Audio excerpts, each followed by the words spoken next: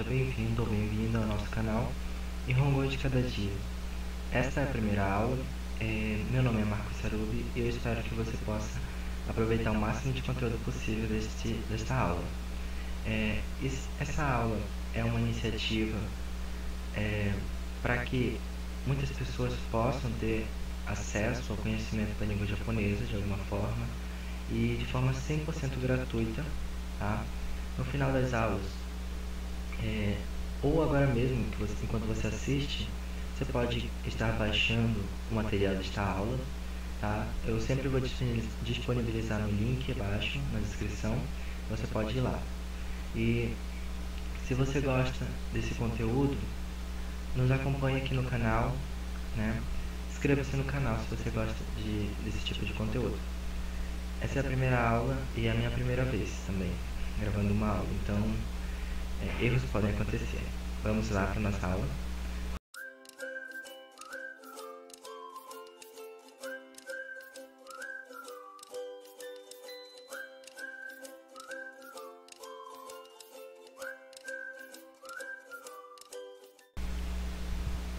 Falando da introdução, a gente pode dizer que o alfabeto japonês ele é constituído de outros 3 alfabetos, na verdade.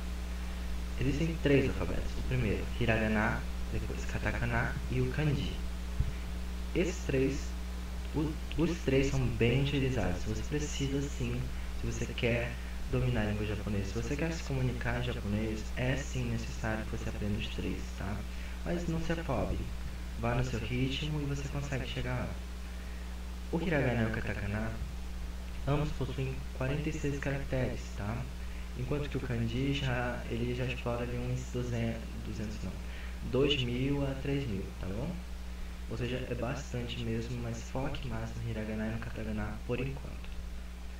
Então, o que seria uma sílaba no nosso português, para o japonês é um caractere, certo? É uma letra, podemos dizer assim.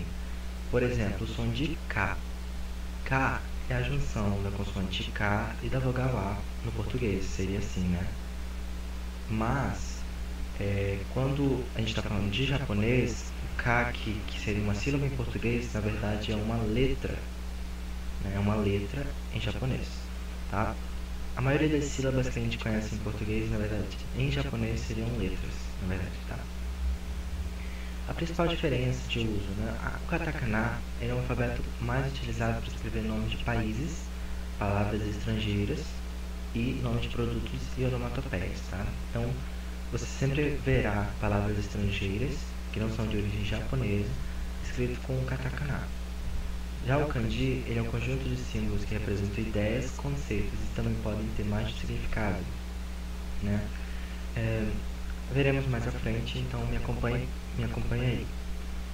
Uma curiosidade, não existe o som de V e o som de L, né, no alfabeto japonês. Logo, eles são substituídos pelos sons mais próximos, que seriam o som de B e o som de R, respectivamente. Um japonês que nunca teve contato com o idioma que possui esses sons de V e L, certamente ele irá pronunciar com som de B e R. Por exemplo, a palavra vilão, por um japonês seria dito birão. Palavras iguais. Uma outra curiosidade, assim como existem palavras que possuem a mesma pronúncia, mas significados diferentes, tem isso no japonês sim. Assim como a palavra mangueira. Mangueira, a gente tem a mangueira, que é a árvore, né, que dá a fruta manga, e tem o objeto por onde passa a água, né, que a gente usa para lavar as coisas e etc, para regar as plantas. Então, existem 2 tipos de mangueira. Aqui no japonês não seria diferente. Palavras que se falam da mesma forma, mas que mudam de acordo com o contexto, né? E no caso do japonês, a gente pode também diferenciar através do kanji, tá? Como você pode ver, por exemplo, essas 3 palavras aqui que eu trouxe. A gente tem aqui a palavra hashi, né? Hashi. Hashi. Essa palavra significa o nome daqueles palitinhos que você utiliza para comer, né, no restaurante japonês.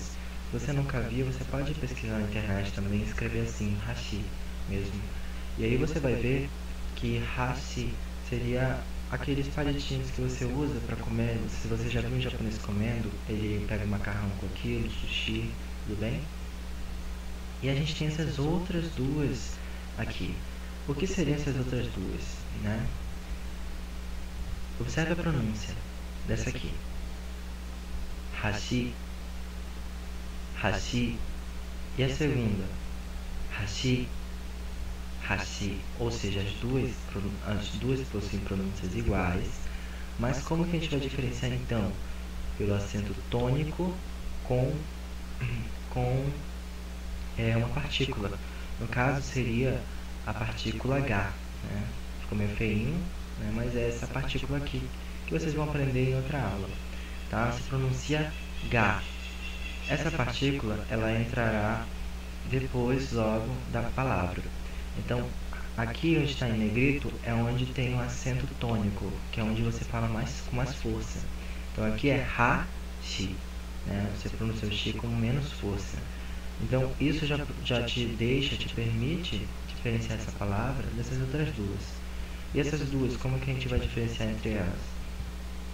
Pelo contexto e, se não for possível ainda, você pode, mas com certeza será, mas você pode também pela partícula que precede ela, né?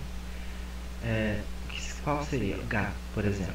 Então você vai pronunciar esse H com menos força e esse H com mais força. Exemplo, vamos então ouvir isso aqui. Hashi ga. Hashi ga. Segundo agora. Hashi ga. Hashi ga. Então esse aqui, esse shi e esse ga, eles são pronunciados um atrás do outro, porque ambos são pronunciados com acento tônico, ou seja, eles são pronunciados fortemente, enquanto que esse H é fraco e esse X é forte. Falando de estrutura gramatical, falando de gênero, número e pessoa, são todos invariáveis. Exemplo, acompanha comigo a leitura desse aqui.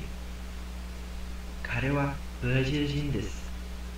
Kare wa Brazil-jin desu. Ele é brasileiro, tá? Kare é ele e brasileiro é Brazil-jin, tá? Esse aqui. Aqui, segundo agora. Kanojo wa Brazil-jin desu. Kanojo wa Brazil-jin desu. Aqui, kanojo significa ela e Brazil-jin vai ser brasileiro. Se você já percebeu, Brazil-jin repete-se duas vezes aqui nas duas frases e eles são invariáveis, tá bom? Logo, o que vai diferenciá-los em gênero será o sujeito, tá? Será a palavra ele e a palavra ela, tá bom? Ele e ela. Esses dois pronomes é o que vai fazer com que seja traduzido como brasileiro ou brasileira, tá bom? Visto que no japonês é invariável. Aqui, nessa próxima frase, Kaban no naka ni hon arimasu. Kaban no naka ni hon arimasu. Então, dentro da bolsa tem um livro. Ou há livros na bolsa, tá bom? Tem esse sentido. Por quê? Hon, que é esse aqui, livro, está no singular. Quer dizer, não existe singular, na verdade, porque é invariável. Então, pode estar no plural ou no singular, o que vai determinar o contexto, primeiramente. E também, normalmente, quando a gente quer informar que existe mais de um, a gente sempre não, a maioria das vezes a gente coloca quantitativo. A gente coloca Kaban no naka ni hitotsu hon arimasu. Hitotsu significa um. Então tem um objeto, tem alguma coisa, um livro. Tá? A gente sempre vai botar um quantitativo ali quando a gente quer indicar que tem mais de um. Sintaxe. No português, a ordem, né, da frase seria sujeito, normalmente. Sujeito, mais verbo, mais objeto. No japonês, isso vai mudar um pouco, tá? No japonês, começa com sujeito e ao invés de vir o verbo, vai vir o objeto e depois o verbo. Observe, por exemplo, este exemplo aqui, tá? Vamos lá? Acompanha comigo a leitura aqui embaixo. Watashi no yujin wa gakkou ni ikimasen deshita. De novo. Watashi no yujin wa gakkou ni ikimasen deshita. Então, watashi no yujin é meu amigo, tá? É o sujeito. Gakkou é escola. E o verbo está vindo por último na frase. Ikimasen deshita. Ele está conjugado no passado negativo. Não foi. Tá? Essas partículas, que a gente chama de partículas, que está em preto, a gente vai abordar na próxima parte, tá? Partículas. Vamos conhecer algumas partículas importantes, rapidinho. Observe primeiro essa frase aqui. Acompanhe a leitura. Terebi no koba. Terebi no koba. Então, terebi significa TV, televisão, tá? Televisões. Koba significa fábrica. E essa partícula, que é o nó, que está em preto, ela é a partícula, quando ela vem após uma palavra, ela significa basicamente de, da ou do, tá? É nesse sentido de pertencer a alguma coisa. Então, por exemplo, terebi é TV. Então, terebi no significa da TV, de TV, tá? De televisões. Então, como é que fica? Terebi no da TV koba, que é a palavra que a gente está querendo falar. Fábrica. Então, fábrica de quê? De TV. Fábrica de televisões, tá? Terebi no koba é a fábrica de televisões. A tradução aqui fica ao contrário, tá? E aqui a gente vai inverter agora, né, as palavras e vamos manter a partícula no. Agora, koba no terebi. Koba no terebi. Koba no é da fábrica, né? Tem o sentido de pertencer à fábrica, da fábrica. Então, o que é da fábrica? Terebi, né? A TV. Então, televisão da fábrica. Pode ser traduzido também como A. Você pode sim colocar um A aqui como se fosse um artigo definido, tá bem? Não tem problema, tá? Visto que no japonês não há artigo. Não os artigos definidos, né? Não tem. Aqui, por exemplo. Vamos pegar esses exemplos rapidinho. Acompanhe a leitura aqui que eu coloquei entre os colchetes, tá? Watashi wa Maruko-san ni tegami o kaita. De novo. Watashi wa Maruko-san ni tegami o kaita. Tá? Então, watashi, que está em verde aqui, significa eu. Tá? Aqui a gente tem a partícula wa e a partícula ni desse lado. Nesse caso, o a e o ni estão separando quem? Estão separando o sujeito do objeto. A partícula wa está indicando o sujeito, logo ela vem após o sujeito já. Enquanto que a ni está indicando o objeto, para quem se refere à ação, né? Aqui. Ou seja, quem é o sujeito da frase? Eu, watashi. Quem é o objeto? Maruko-san. Tá? Marcos é uma forma de falar o nome Marcos, tá? Porque visto que não existe esse som que o dígrafo faz, né, do mar, esse som de cos, não existe, tá?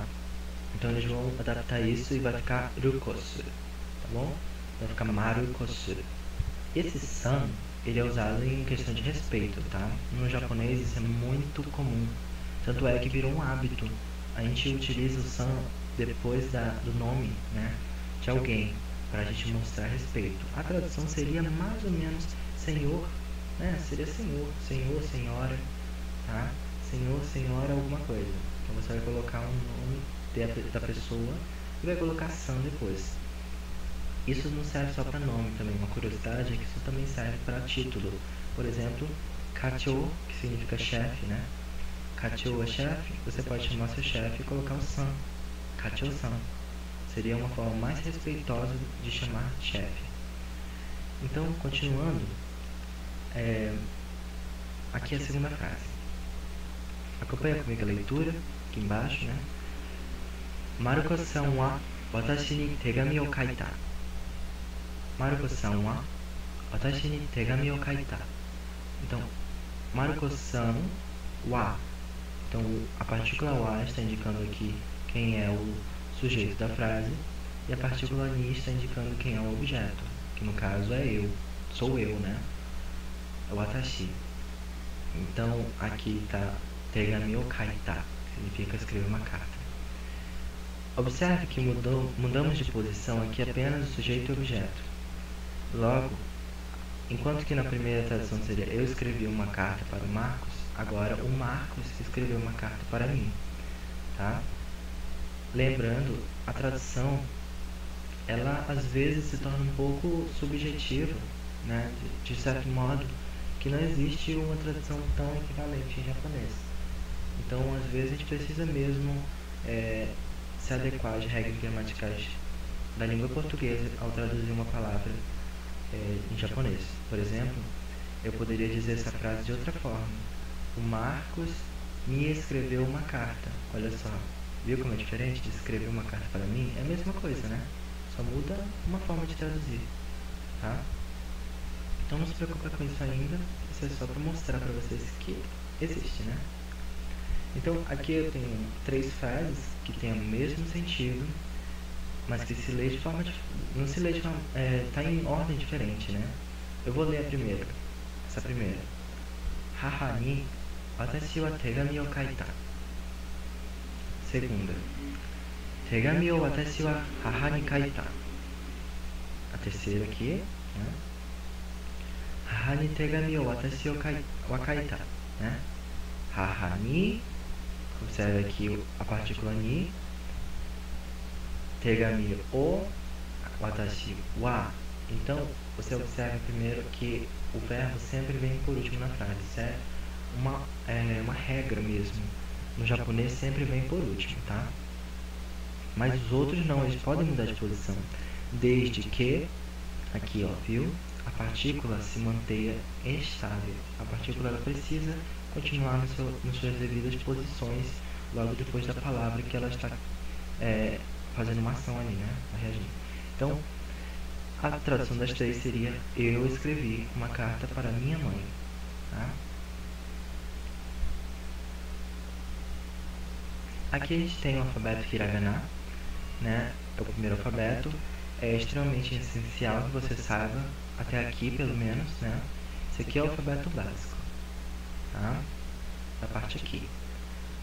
Essas outras partes você não precisa se preocupar agora, porque elas são importantes sim também, mas essa parte aqui é fundamental. Se você não sabe isso, é realmente difícil você compreender a gramática japonesa. Então, eu vou explicar isso na próxima aula, então não se preocupe agora. Esse alfabeto em katakana, tá? Peguei essa imagem da internet só para mostrar mesmo, né, como é que é. Essa parte aqui é a parte fundamental, né? Observe que aqui a gente tem, deixa eu trocar aqui, marcar texto, né? A, I, U, E, O, que são as vogais. É nessa sequência mesmo, tá? Não é A, I, U, E, O que nem no português. É A, I, U, E, O. Então, olha aqui. No alfabeto em katakana também vai ter A, I, U, E e O. Assim como no hiragana. Então, o katakana e o hiragana são 2 formas diferentes de escrever uma mesma letra, certo? Um exemplo, uma palavra aqui. Petto. Petto. Vem da palavra pet, em inglês, né? Pet significa animal de estimação. E é utilizado assim mesmo, tá? Outra palavra. Biru. Biru. Biru, na verdade. É mais assim a pronúncia, né? Biru. Biru é cerveja. Vem da palavra beer, né? Do inglês. Então, se você quiser dizer cerveja, vai ficar biru. Outra palavra. Brasil. Brasil, né? Outra. Bideu, né? Bideu. Visto que no japonês, o japonês não tem veio da palavra video, né, do inglês, mas ele não tem som de V, então ele vai trocar o som de V por som de B. Em vez de ser vídeo, né, video, será video, tá bom? E esse é o kanji. Eu vou mostrar alguns exemplos de como eles se apresentam num texto, em algum lugar assim, né, mais ou menos. Ó, ele pode vir sozinho, né, aqui. Só o kanji, por exemplo, esse é o kanji de hito. Hito significa pessoa, tá? Ele pode vir acompanhado de outro kanji que vai complementar a leitura, né? Um vai ficar com a leitura de kyo e o outro vai ficar com a leitura de mi. Então aqui juntando os dois formam uma palavra só. Kyomi, que significa interesse. Outra palavra. Esse é um verbo comprar. Kao. Você pode observar que kao tem a parte que é kanji, que é no alfabeto, e o outro alfabeto. Às vezes são dois alfabetos se defendendo um no outro, né? Um kanji e o outro com hiragana. E por último, ele pode ainda se apresentar misturando o alfabeto katakana com o kanji, que no caso aqui fica Brasil, que é Brasil, e Jin. Esse Jin nada mais é que o kanji de Hito. É o mesmo kanji, é o mesmo símbolo, tá? Só que aqui, quando ele está sozinho, ele tem som de Hito, né? A gente vai pronunciar ele como Hito, e ele vai significar pessoa. Mas quando ele está aqui, logo depois de um país, nome de país, ele significa nacionalidade, ele vai ter a leitura Jin. Tá bom? Então, por hoje, eu me despeço de você, né? Eu espero que você tenha aproveitado essa aula e que ela tenha sido enriquecedora, né? Que possa ter abrido seus olhos para a língua japonesa de alguma forma e que tenha sido útil acima de tudo. E me despeço aqui, né? E se você tiver interesse, futuramente eu irei estar postando alguns posts de dicas de japonês no Instagram. Se você quiser, pode me seguir lá. Lhe desejo bons estudos, né? E nos vemos na próxima aula. Até logo. Mata né?